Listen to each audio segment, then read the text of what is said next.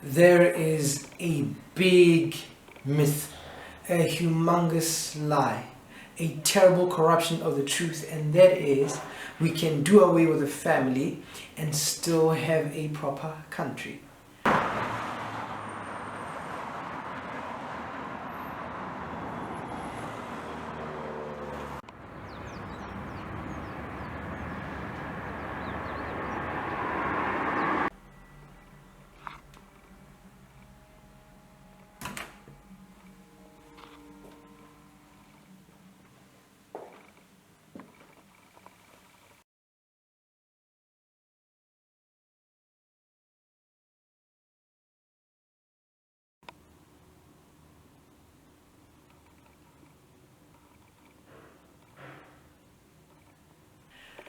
I don't see how our interventions regarding the gender-based violence, the crime in the country, the illness in the country, and the various social ills that we are struggling with, I don't see how we are going to deal with those if we don't restore the family unit.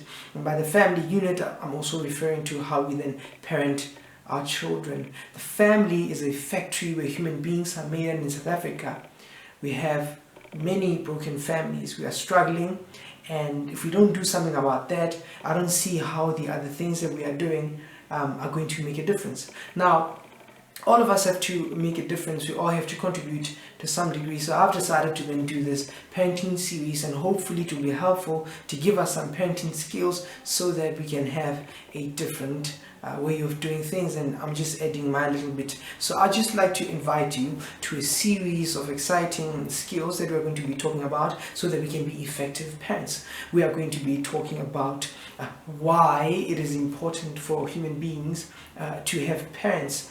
And so we'll be diving into that. That will be our first part. We'll be talking about things like the emotional world of children. How do we then manage children's emotions and how to help them process the different things that they feel. We will be talking about how to discipline our children. We'll be talking about love and limits, since we know what the Constitutional Court had said, and people are all up in arms about how they're going to discipline. So we're going to be dealing with that. We'll be giving you proper tips or some ideas on how to parent. We'll be talking about different ways of parenting. There are different parenting styles. There are people who are authoritative. There are people who are authoritarian. There are people who are neglectful. There are people who are permissive. We'll be delving deep into those kind of parenting styles. We'll be talking about how to set boundaries with children, and so how to then work with your children, how to negotiate at the different ages. We'll be talking about that. We'll be talking about the common mistakes that parents do or make rather,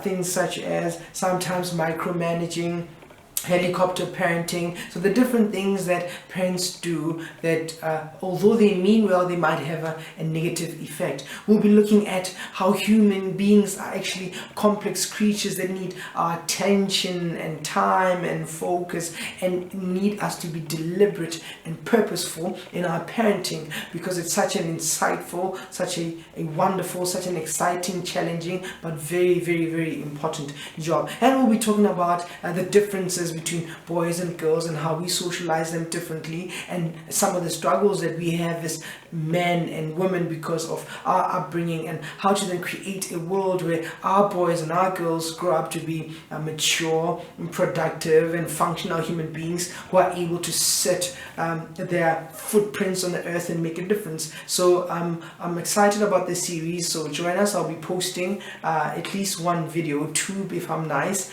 per week. So we'll be dealing with parenting skills, so just come along. Big idea number one: human babies need parents. In fact, even adults need parents. There is no human being who would be able to get born or be born and be able to raise themselves and survive.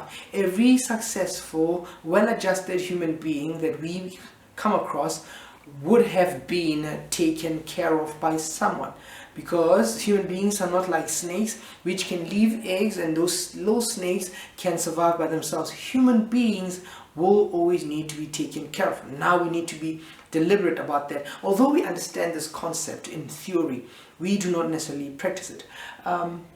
Around 1952, researchers and scientists would perform experiments. They wanted to find out what happens with emotional deprivation. So what they would do is they would take children and put them in a cot, and they would just give these children food and milk, and they wouldn't necessarily pick up these children, play with these children, hug these children. They just gave them food. And what they learned with time is that these children failed to develop as best and as well as they could. They failed to thrive because these children needed more than just food. And so by that, and these experiments have taught us that human beings need more than just food, that a human child needs to be picked up and taken care of and responded to. The other thing is they would perform other experiments where they would have mothers play with their children, or the child would enact something, would play, and the mom would respond with her face, would smile or react to what the child is doing. And in a different experiment, they would have the same mother and the child interact, but they would tell the mother not to respond. And they found that the children struggled emotionally. They in fact became stressed.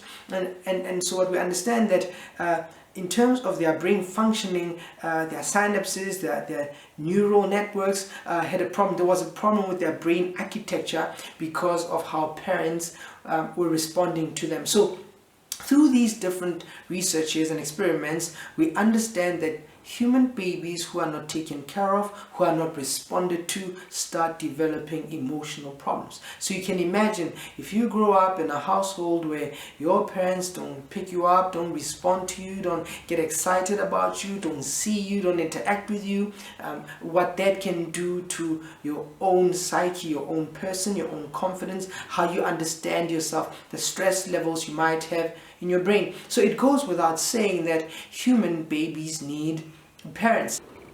Now that we know that about a third of people in South Africa are raised by their biological parents, and 2/3 are either raised by a grandmother, an uncle, some other extended family member, or grew up in some sort of institution.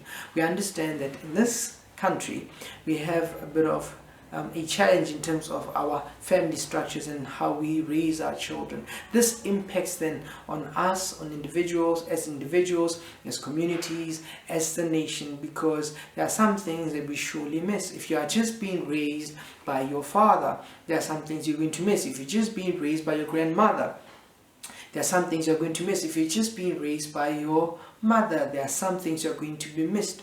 If a person is raised by two well-adjusted individuals, that makes a difference in that person's life, because these two people are able to pull together their psychological resources, their financial resources, their emotional resources to put into a person. So when we parent, it is a good idea to be deliberate about it, to spend some time thinking about how do we want to parent purposefully.